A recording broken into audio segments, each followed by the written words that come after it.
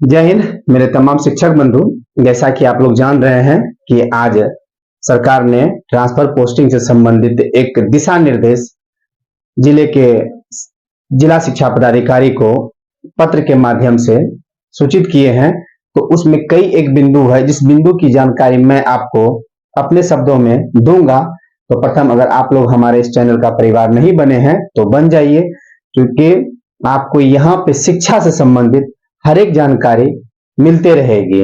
तो मैं अपनी बातों को स्टार्ट करता हूं। चूंकि बातें बहुत हैं तो एक एक करके मैं सारी बातों को आपके सामने रखूंगा। वीडियो पूरा देखिएगा तो कहीं कोई संशय नहीं, पूरी बातें आपको समझ में आएगी। जैसा कि आप देख रहे हैं यहाँ पे कि स्थानांतरण और पदस्थापन हेतु मार्गदर्शन। पूर्व के समय में मैंने आप लोगों को बताया था कि स्थानांतरण और पदस्थापन के संबंध में एक पत्र जारी किया गया था, जिसका दिनांक था, पत्रांक था 17/29 और दिनांक था 7/10/24। इसी पत्र के आलोक में आज जो है एक मार्गदर्शन दिया गया है। हम लोगों के बीच में भी वह पत्र के माध्यम से प्राप्त हो चुका है। तो उसमें क्या कहा गया है, जो वह मार्गदर्शन जारी किया गया वह हमारे निदेशक प्राथमिक शिक्षक शिक्षा विभाग के पत्रांक 19/30 दिनांक 4/11/24 के आलोक में, इसके आलोक में आप लोगों को जो ट्रांसफर पोस्टिंग के लिए आवेदन करना है उसकी तिथि है 7/11/24 से 22/11/24 तक। इस तिथि में आप आवेदन भरेंगे। तो भरेंगे कैसे फॉर्म? तो आपको आवेदन करने के लिए ई शिक्षा ऐप का मदद लेना होगा। पूर्व के वीडियो में भी मैंने कहा था, जहां तक मुझे समझ में आ रहा है कि विभाग जो है इस बार ट्रांसफर पोस्टिंग आपके ई शिक्षा ऐप पे जो डिटेल्स है उस पे ही आप सारी जानकारी फिर से भरेंगे और उसी के माध्यम से आपकी जानकारी विभाग के पास जाएगी और वहीं से आपका ट्रांसफर पोस्टिंग होगा। तो आपको अपनी सारी जानकारी ई शिक्षा ऐप पे भरना है। इस पे एक बात ध्यान रखना है कि वैसे शिक्षक बंधु जिनका कि ई शिक्षा ऐप पे कोई त्रुटि रह गया है तो वो थोड़ा वेट करेंगे। प्रथम वो जो है उस त्रुटि को दूर करवाने के लिए अपने जिले के जिला शिक्षा पदाधिकारी से संपर्क करेंगे। वहां आप जैसे जाएंगे तो अविलंब आपके त्रुटि को दूर करने का प्रयास किया जाएगा, क्योंकि सारा रिपोर्ट ई शिक्षा ऐप से लिया जाएगा। अगर वह त्रुटिपूर्ण रहेगा तो इसका खामियाजा आपको भुगतना पड़ेगा। तो आप देख लेंगे कि इस शिक्षा ऐप पे आपका कोई भी डिटेल्स अधूरा ना रहे और कोई भी डिटेल्स गलत ना रहे। अब देखिए कि कौन कौन शिक्षक को इन पे आवेदन करना है। तो मैं अगर पहले बात करूं कि नियमित शिक्षक और बीपीएससी के अगर कोई शिक्षक हैं, इसमें दोनों को आवेदन करना है, लेकिन आवेदन का यहां स्वरूप चेंज रहेगा। जैसे ही आप इस शिक्षा ऐप पे ट्रांसफर का प्रोसेस आप करेंगे तो आपको मिलेगा, आप स्थानांतरण लेना चाहते हैं, यह है नियमित शिक्षक और बीपीएससी शिक्षकों के लिए लेना चाहते हैं।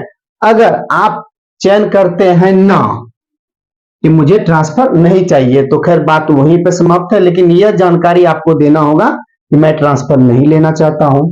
अगर आप लिखते हैं कि हाँ हम ट्रांसफर लेना चाहते हैं, तो फिर आपको वो सारा डिटेल्स भरना होगा जो कि ई शिक्षा ऐप पे आ चुका है।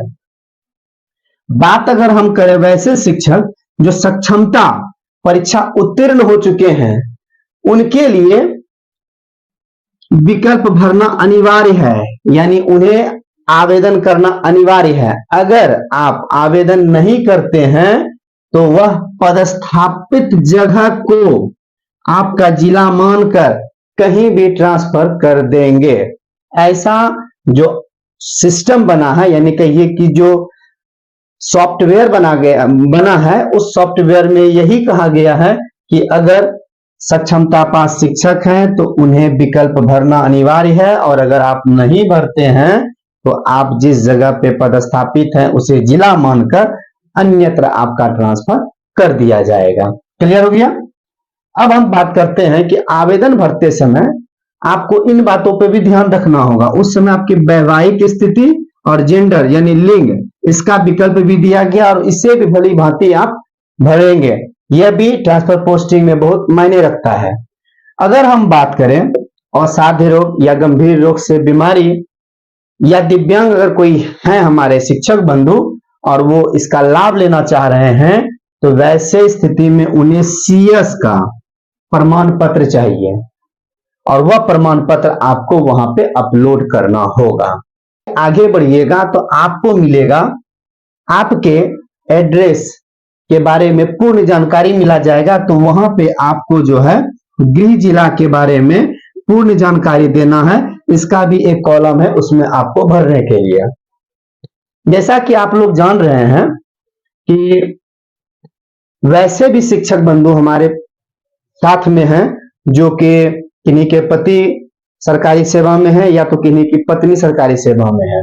अगर ऐसे स्थिति का कोई लाभ लेना चाहते हैं तो वो शिक्षक विकल्प जहां पे कि यह कॉलम मिला है कि आपके जो पति या पत्नी सरकारी सेवा में है, हाँ अगर करते हैं तो आपको जो है पदस्थापन के स्थिति में अद्यतन पे स्लिप देना होगा।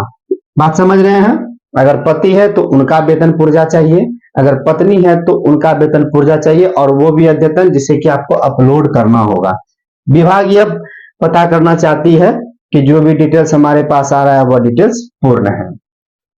अब देखिए, जैसा कि हम लोग जान रहे हैं कि आपको 10 विकल्प मिलेगा। 10 विकल्प में 3 विकल्प तो आपको भरना अनिवार्य है। आप 10 भी भर सकते हैं, लेकिन कम से कम आप 3 तो जरूर भरेंगे। 3 विकल्प आप भरते हैं, 10 में से 3 विकल्प भरते हैं और 7 छोड़ देते हैं, तो वैसे स्थिति में अगर सीट की रिक्तियां नहीं दिखेगी 3 विकल्प में, तो नजदीकी जिला में आपका ट्रांसफर कर दिया जाएगा। क्लियर है इस बात को?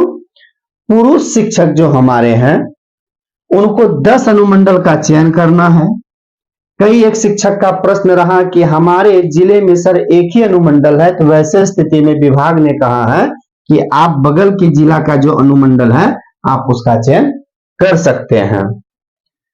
इन सारी बातों को करने के बाद आपको जो है यह ट्रांसफर पोस्टिंग जनवरी 25 में पदस्थापन हो जाएंगे जो भी शिक्षक इसमें आ रहे हैं।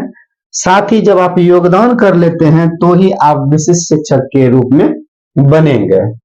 अब क्या है कि जैसे आप फॉर्म भरते जाइएगा तो इसमें सेव करने का भी ऑप्शन है। फॉर्म भरते समय जैसे ही आप ई शिक्षा ऐप को खोलेंगे तो ई शिक्षा ऐप पे जो रजिस्टर्ड मोबाइल है उस पे OTP आएगा और उस OTP को जब ई शिक्षा ऐप पे आप डालेंगे तो ही वह प्रोसेस आगे बढ़ेगा। साथ ही जितना दूर आप फॉर्म भर लेते हैं तो आप उसे सेव कर सकते हैं, ताकि बाद में अगर फिर से डिटेल्स खोलते हैं तो सेव वाला ऑप्शन सुरक्षित रहेगा, नेक्स्ट आप भर सकते हैं। फाइनली जब आप भर दीजिएगा तो भी आपको फिर एक OTP आएगा, उस OTP को जैसे दीजिएगा सेव कीजिएगा, सेव हो जाएगा। सेव होने के बाद यह नहीं सोचिएगा कि मेरा विकल्प बंद हो गया, उस समय भी आपको 2 विकल्प होगा, आप प्रिंट आउट भी निकाल सकते हैं या अगर आपको एडिट कुछ करना है तो आप एडिट भी कर सकते हैं। तो यह जानकारी जो है यह पत्र मैंने जो पढ़ा तो काफी सोच विचार के जो मुझे मुख्य बातें लगी वह मैं आप लोगों के सामने लाया हूं और उम्मीद करता हूं जानकारी लगभग पूर्ण हो गई होगी। और अगर इसमें कोई जानकारी रह गई हो तो आप मुझे कमेंट करके पूछ सकते हैं, मैं यथासंभव इसकी जानकारी दूंगा ताकि आपको फॉर्म भरने में कोई प्रॉब्लम नहीं हो। उम्मीद करते हैं कि यह जानकारी आप लोगों को अच्छा लगा होगा तो एक लाइक जरूर कीजिएगा और अधिक से अधिक हमारे शिक्षक बंधु के बीच में इस वीडियो को शेयर कीजिएगा ताकि उन्हें भी समझने में कोई परेशानी ना हो। तो फिर मैं नई जानकारी के साथ मिलता हूं, तब तक के लिए मैं आप लोगों से आज्ञा चाहता हूं। शुभ रात्रि, धन्यवाद।